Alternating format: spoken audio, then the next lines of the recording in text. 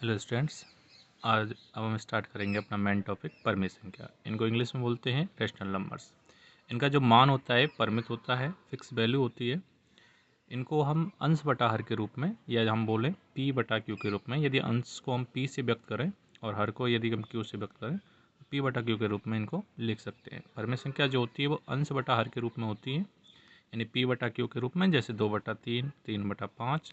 और यहाँ कभी भी जो जीरो मान q का नहीं होगा, यानी हर का मान कभी भी जीरो नहीं हो सकता, क्योंकि यदि हर आएगा जीरो तो जीरो से हम भाग देंगे अंश में तो अनंत आता है, और अनंत परमेय संख्या ना होकर अपरमेय संख्या चली जाती है। p व q सहभाज्य पूर्णांक होते हैं। अब ये सहभाज्य पूर्णांक का मतलब क्या है कि p और q के यदि हम में से लें तो उसमें कुछ भी कॉमन नहीं आएगा, यानी में से एक आएगा। जैसे 2 और 3 सहभाज्य संख्या है, 3 और 5 हैं, 5 और 7 हैं, 7 और 11 हैं। ये क्या है? सहभाज्य संख्या। यहाँ विशेष बात यह है कि भिन्न संख्याएं कभी भी ऋणात्मक नहीं हो सकती, लेकिन ये जो परमेय संख्या है ये ऋणात्मक और धनात्मक दोनों हो सकती हैं। परमेय संख्याओं के कुछ एग्जाम्पल हैं, जैसे 6/7, 9/-5, देखो ये माइनस की हो रखी है, -2/3, ये परमेय संख्या है। परमेय संख्याओं का मान निश्चित होता है, जैसे √4 क्या है? परमेय संख्या, इसकी वैल्यू होती है 2। √16, रूट का मतलब वर्गमूल, 16 का वर्गमूल होता है 4, 1.50। अगला हम पढ़ें परमेय संख्याओं के गुणधर्म।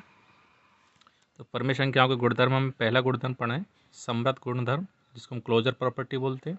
यानी हम दो परमेय संख्या लें और उन परमेय संख्याओं में संक्रिया लगाएं, चाहे हम जोड़ घटाओ गुणा भाग से संक्रिया होती है 4, जोड़ घटाओ गुणा भाग, तो लगाने के बाद आपकी परमेय संख्या ही आनी चाहिए। तो परमेय संख्या हम पहले नंबर एक हम पढ़ें कि परमेय संख्या जोड़ के अंतर्गत यानी योग के अंतर्गत समृद्ध होती है। यानी दो परमेय संख्या को हम जोड़ें, कोई भी दो परमेय संख्या, तो उनको जोड़ने पर एक परमेय संख्या ही आती है। दूसरा नियम है कि परमेय संख्या व्यवकलन, यानी व्यवकलन को बोलते हैं हम घटाव, घटाव के अंदर भी समृद्ध होती है। मतलब यदि हम समृद्ध संख्याओं को, दो समृद्ध संख्याओं को यदि हम आपस में घटाएं तो परमेय संख्या ही आती है। दो परमेय संख्या को आपस में घटाएं तो क्या आएंगे? परमेय संख्या ही आती है। तीसरा है कि परमेय संख्या गुणन के अंतर्गत, गुणन यानी गुणनफल के अंतर्गत समृद्ध होती है। इसका मतलब यह है कि यदि हम दो परमेय संख्याओं का गुणा कराएं तो गुणा करने के बाद भी परमेय संख्या ही आती है। ये समृद्धता है। अगला है कि परमेय संख्या भाग के अंदर समृद्ध होती है, लेकिन ध्यान ये रखना है कि यदि शून्य है तो शून्य के लिए परमेय संख्या समृद्ध नहीं होती, क्योंकि शून्य से यदि हम भाग दें परमेय संख्या में तो अनंत आता है, और अनंत एक जो है वो परमेय संख्या ना होकर अपरमेय संख्या है। ठीक है, अपरमेय यानी अपरिमित मान है, फिक्स वैल्यू नहीं है। लेकिन यदि हम शून्य को हटा देते हैं तो शून्य के हटाने के बाद सारी की सारी परमेय संख्या भाग के अंतर्गत समृद्ध होती है, यानी दो परमेय संख्याओं को आपस में भाग देने पर परमेय संख्या ही आता है। दूसरा नियम है क्रमनियमता, जिसको कम्यूटेटिव लॉ बोलते हैं इंग्लिश में। और ये है कि यदि दो संख्याएं ए और बी, यदि उनके बीच हम कोई संक्रिया लगाएं, चाहे जोड़ घटाओ गुणा भाग लगाएं, तो उनको क्रम यदि हम बदल दें, बी और ए कर दें, ए और बी की जगह क्या कर दें? बी और ए कर दें, और यदि वो आपस में बराबर आ जाए तो वो क्रमबद्ध में होती है। यानी स्थान बदलने पर उनके मान में अंतर नहीं आना चाहिए। जैसे अपना है 2+5 और हम इसको चेंज कर दें 5+2, यहाँ 2 पहले से और यहाँ हमने 2 को कर दिया बाद में, और यहाँ 5 बाद में 5 को कर दिया पहले, और बीच में क्या है? प्लस है। यानी ये क्या है? योग क्रमनियमता। इन दोनों को जोड़ो और इन दोनों को जोड़ो, दोनों क्या आ रहे हैं? आपस में बराबर, यानी इनमें क्रम बदलने पर कोई परिवर्तन नहीं आ रहा है। तो ये क्या है? क्रमन में। कौन से क्रमन में है? योग वाले, यानी जोड़ वाले। ऐसे यहाँ 2×5 और 5×2, दोनों को आप चेंज किया फिर भी दोनों का आंसर क्या आ रहा है? सेम आ रहा है, 2×5 = 10, 5×2 = 10। तो ये भी क्या है? क्रमन में, लेकिन कौन से हैं? गुणा का चिन्ह है तो गुणांक। परमेय संख्या योग और गुणन के लिए ही क्रमन में नियम का पालन करती हैं, और घटाव और भाग के लिए नहीं करती हैं। ठीक है भाई। उसके बाद अगला टॉपिक है साचरता, जिसे हम सहचारी गुण बोलते हैं, इंग्लिश में बोलते हैं एसोसिएटिव लॉ। जिसके लिए 3 संख्या होनी चाहिए, कम से कम कितनी? 3। जैसे 3 संख्या है, 3 परमेय संख्या है ए बी सी। यदि हम लास्ट के 2 पर संक्रिया लगाएं और उसके बाद फर्स्ट के 2 पे लगाएं तो इनका मान जो है वो बराबर आना चाहिए। कितनी संख्या पर? 3 संख्या पर लागू होता है। जैसे यहाँ ए बी सी 3 संख्या है, दो संख्या, लास्ट की 2 संख्याओं को जोड़ा फिर पहली संख्या का जोड़ा, इसके बाद पहली 2 संख्याओं को जोड़ा फिर लास्ट संख्या जोड़ो, आपस में बराबर आ गई। तो ये क्या होगा?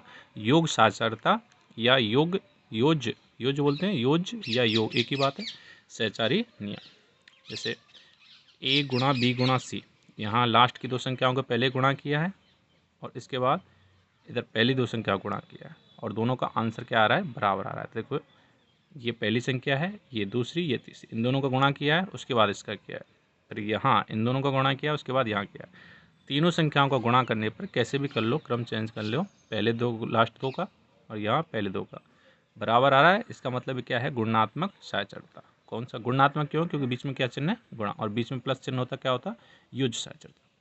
तो परमेय संख्या योग व गुणन के लिए सहचारी नियम का पालन करती है। जैसे यहाँ देखो बीच में प्लस चिन्ह है तो ये क्यों से होगी, योग योग या योज्य सहचरता।